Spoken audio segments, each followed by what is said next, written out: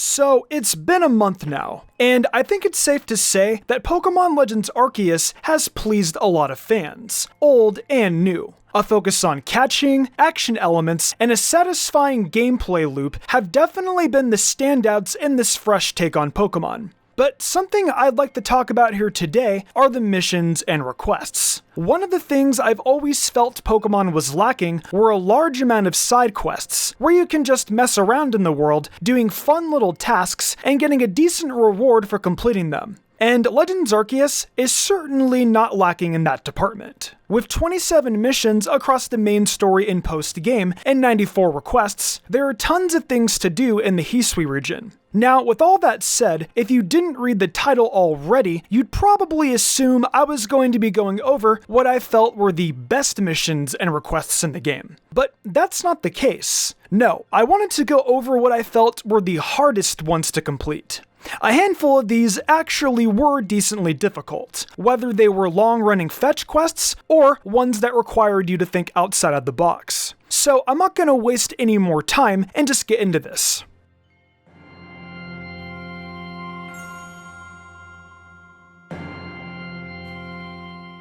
Starting the list off is a pretty simple one, being request 57, the Taste of Honey. Once you've caught a Combi, you'll get a request from Almos to bring him a Combi from the Grueling Groves. Right off the bat, you're probably like, hey, I have a Combi for you. But there's a good chance you probably got that from the Heartwood. No problem, so you head back out to the Obsidian Fieldlands and catch yourself a new one. But it doesn't stop there. Then he wants one from Apom Hill in the Cobalt Coastlands. Okay. Cool. Seems simple enough. You think you're finally done, and then bam, he wants you to get another Combi from Ramanas Island. So it's back to the Obsidian Fieldlands. Look, I know it's not the most difficult one in the world, but I definitely found it to be a tedious one. So that's why I've decided to start the list out with it.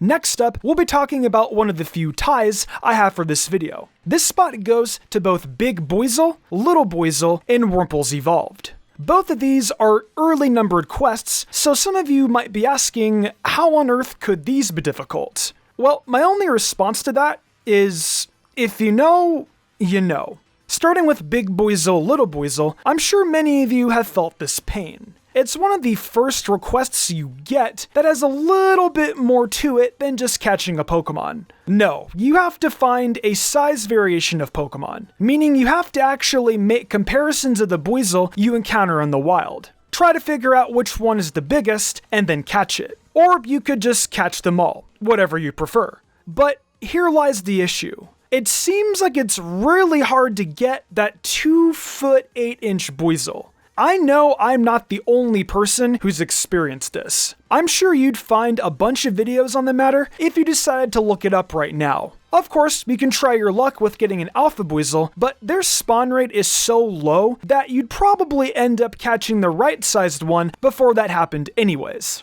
Then, on the Wurmple's Evolved side of things, this one just seems to be more so one that passes everyone by rather than being truly difficult. However, when it's the first result, when typing in requests on YouTube, I feel there is some merit in saying it's a request that was difficult for people to figure out. Which is kind of funny, since literally all you have to do is catch a Silcoon, or hope you can evolve a Wurmple into one. There's nothing crazy about it at all, and yet Beauregard ends up sitting there with a Cascoon until the end of the game for many people. That reminds me, what name did you end up picking for his Cascoon? I'm on Team Bugene, but I'm curious to see what you all ended up picking.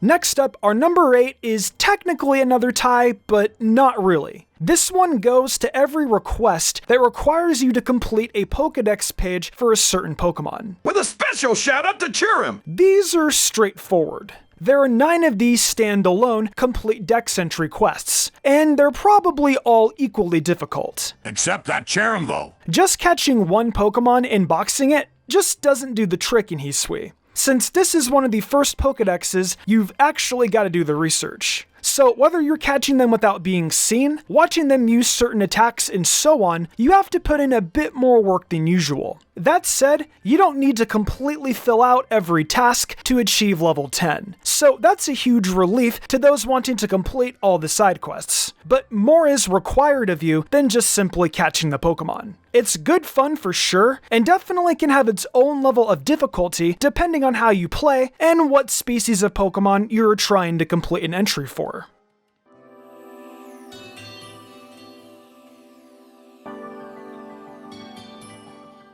At number 7, we have another fetch quest in Which is the Real Burmy. Basically, throughout your travels, you'll want to check those shaking trees, because this one, much like our first entry, requires you to catch 3 different Burmy. The difference here, though, is that at least with the Combee quest, he told you where he wanted the Combee from. But with this one, you have to just know where each Burmy form is available at. Now look, it's just in order.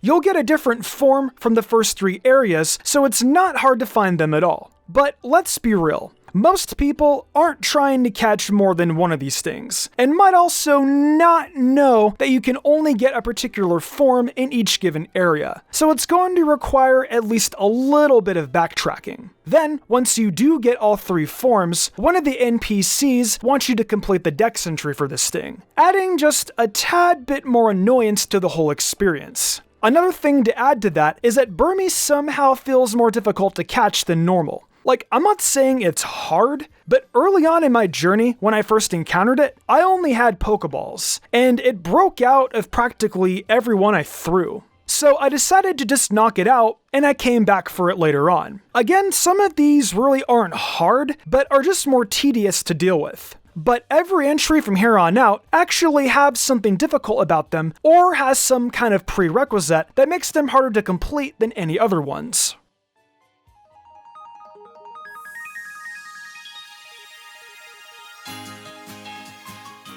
Just missing our top 5 is every quest where you have to find Wanda. Is this another Tide spot? If we want to be technical all the time, you would have to say yes, because they are all different ones. But I mean, come on, they're all basically the same. Once you get the Ursaluna ride, you'll get some requests from Zeke, a concerned brother whose sister, Wanda, is constantly getting lost. You're encouraged to use Ursaluna to track down Wanda multiple times throughout each request, and are given a pretty solid reward each time you find her. Now, I say encouraged to use Ursaluna because it's definitely not required. In some instances, it might even make the request harder than it needs to be, as it's definitely not as fast as Wordeer, especially Braviary if you decide to do these late to post-game. By the end of these, you get a fun little twist of Zeke being the one to get lost and finding him instead, so that made all of these a little enjoyable in the end, I suppose. However, somebody really needs to get Wanda a map,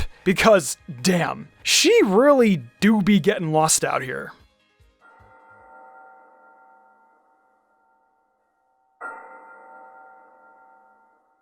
Kicking off our top 5 is Request 94, the last request in the game. This one is a doozy, as it requires a lot out of the player. In this request, you need to capture the forces of nature across Hisui. Now these guys are legendaries obviously, so they're a bit harder to catch as it is. But if they spot you, they either run away at a really fast pace, or they attack you with a nice spread attack that I can say has KO'd me a handful of times. But eventually, if you manage that, you'll also need to complete their dex entries. And since you can only capture one of each of these Pokemon, you need to use all 3 of them in battle in order to complete them. But you're not done yet, as completing these 3 dex entries lets you try your hand at getting Enamorus, the sister genie. Then, once more, you'll need to use Enamorus a few times in battle to complete that dex entry, completing this long and tedious task from Kogita.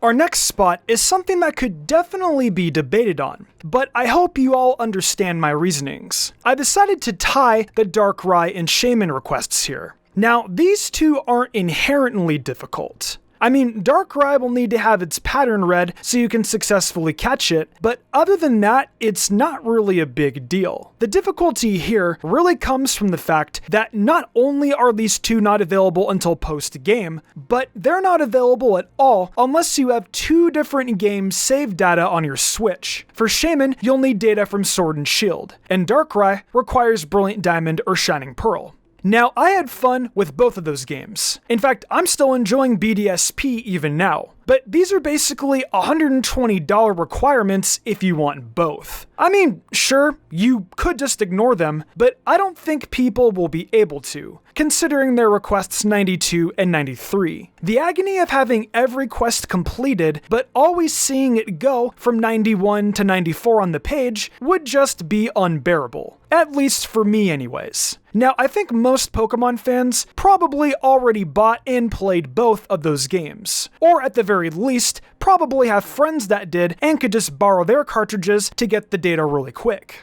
But if those games didn't look appealing to you, or you were a part of the group that decided to boycott some of these games because they didn't offer what you wanted from Pokemon, then you're definitely put in a tough spot here.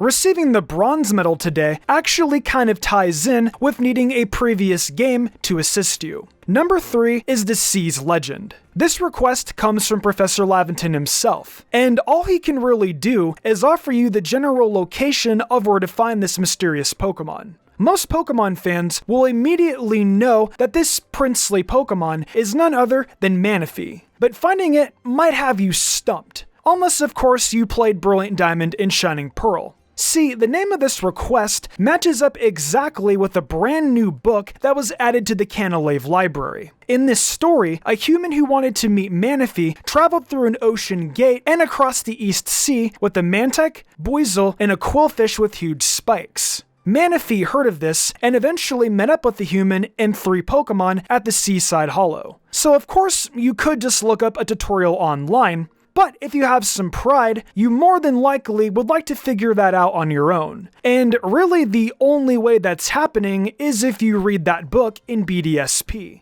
So yeah, you get yourself a Mantike, a Buizel, and an Overquill, aka the Quillfish with huge spikes. Then you just need to head through the Sea's Gate during the evening to trigger everything. Keep east in your attempt to find the Seaside Hollow, and you'll eventually find a small cavern, filled with a Manaphy and 3 Phione, all of which are going to attack you, making it really annoying. So yeah, that's quite the quest, and honestly, probably the most fun one in the game. However, we're talking about difficulty here, and we've got 2 more to go.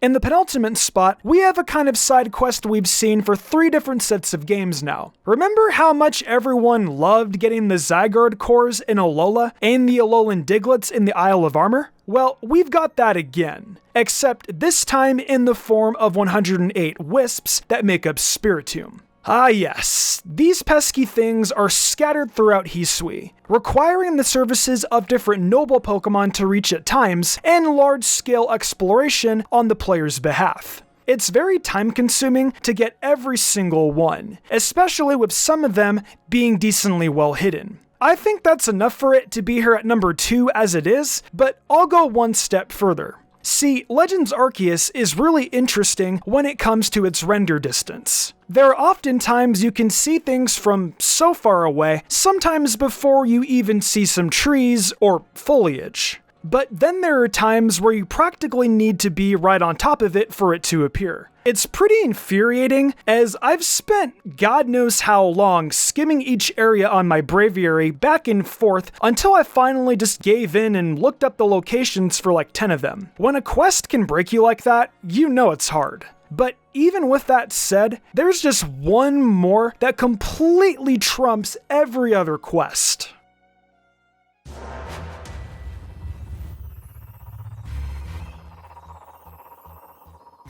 I think you all saw this coming. Yes, the hardest quest in all of Legends Arceus, without a doubt, has to be Mission 27, the deified Pokemon. It's the ultimate endgame goal. One given to you at the very start of the game actually. Seek out all Pokemon, and thou shalt find me once more. A task given to you by the god of the Pokemon world itself, Arceus. Now, fortunately, you don't need to get a research level of 10 on all of them. You just need to catch at least one of every Pokemon and complete all the missions up until that point. So let's go over some of the prerequisites needed. Beat the game, battle Volo, catch one of every Pokemon, some of which can require hours of work by themselves or cost you money and so on. Then once you accomplish all of that, you can play your reserve flute and meet up with Arceus. But did you think Arceus was just going to give itself up to you just for catching one of each Pokemon? Yeah, no. Now we're getting to those JRPG roots. We've got to fight God. Arceus just unleashes relentless attacks at you, forcing you to be on your toes at all times. Depending on the level of your Pokemon, of course, lowering its health might not be too bad. However, if you're like my editor, doing a no Pokemon challenge certainly ups the ante and makes the battle much more difficult, but apparently that much more rewarding once you finally do get it. This right here is undoubtedly the most difficult quest of them all, but it's right next to the Manaphy quest as one of the most fun, and is certainly the most rewarding. Well, that's going to do it for my list of the top 10 hardest quests in Legends Arceus. What did y'all think? I know some of these are inherently hard and are more tedious than anything, but I feel pretty confident in this list and how the different entrants place. Be sure to let me know down below which quests you found the most difficult, as well as your favorites. Hey guys, thank you for enjoying another Mystic Umbreon video. It's exciting times for the Pokemon franchise, and I look forward to the coming months where it just keeps getting better. If you guys are wanting some more bite-sized Mystic Umbreon content, please check out my TikTok, where I upload daily, as well as the Mystic Umbreon Shorts channel. If y'all enjoyed the video and want to see more content like this, be sure to leave a like, subscribe, and hit that notification bell. Be sure to leave a comment too. It really helps us out. I think it's time to wrap this up though. I'm Mystic Umbreon, and I'll see you next time with some more amazing Pokemon content.